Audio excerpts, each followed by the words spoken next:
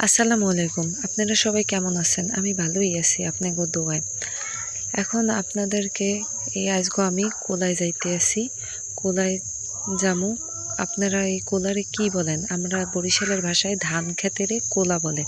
আপনারা কে কি বলেন আমারে কমেন্ট বক্সে জানাইয়েন। এই যে দেখেন মাটির রাস্তা দিয়ে চলে যাইতেছি কোলায়। এই কোলায় রাস্তায় এই মাটির রাস্তাটা এত কাদা হয়, কাদায় মনে করেন বর্ষার দিনে হাঁটতে পারে না মানুষ। এখন এই যাইতে আছি, ওই দেখেন কোলায় আসে পড়ছি। আজকে দেখাবো আপনাদের যে কিভাবে আমরা ধান রোপণ না করে আমরা ধান পাইছি। এটারে বলে হচ্ছে লাম ধান। এটা আমাদের ক্ষেতে এই লাম ধান হয়েছে। আপনারা এই ধানটারে কে কি বলেন আমার কমেন্ট বক্সে জানাইয়েন। এই ধানটা কিভাবে হয় জানেন? এই যে গেছে বছর যে ধানটা আমরা করছি, মানে রোপণ করছিলাম, তারপরে ধান কাটার সময় যেই ধানটা পড়ছে আর কি, মাটিতে পড়ছে না যে ধান, সেই ধান থেকেই এই মনে করেন বীজগুলো এমনি বের হয়। এই বছর এই বীজগুলো এমনি বের হয়েছে, বের হইয়া তারপরে এই ধানগুলো হয়েছে।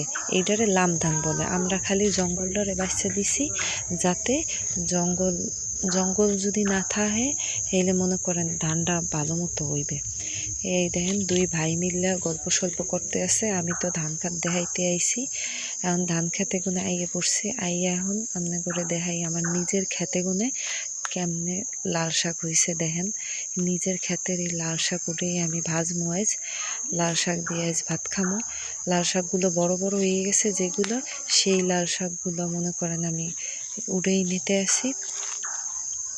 আর মাশাআল্লাহ দেখেন ভালোই হয়েছে এই লাল শাক। নিজেদের ক্ষেতের তাজা লাল শাক ভাজি ভালোই লাগবে। আপনাদের দাওয়াত থাকলে আপনারা আসেন আমাদের বাড়ি এই লাল শাক খাইতে। এই দেখেন এই উঠেছি লাল শাক। এখন এই দেখেন কতগুলো লাল শাক হয়েছে। এই কয়টাতেই আমাদের হয়ে যাবে।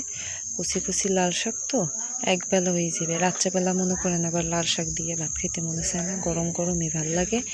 আবার চলে আসলাম আমার ওই চুলার যে রান্নাঘরটা যে বানাইনা ধরছি, এই জায়গায় চলে আইছি। এই দেখেন এই আমার রান্নাঘরের কাজ অনেকটা ওইতে আছে। চুলাটা আমার শাশুড়ি আবার লিপে করছে, কাদা এনে থইছে আমার স্বামী আবার এতেই করতে আছে।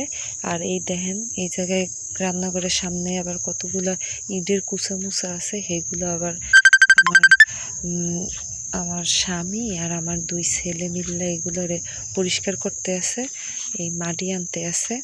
আর এই দেখেন আমার বড় ছেলে আসিয়া পড়ছে এগুলো নিতে।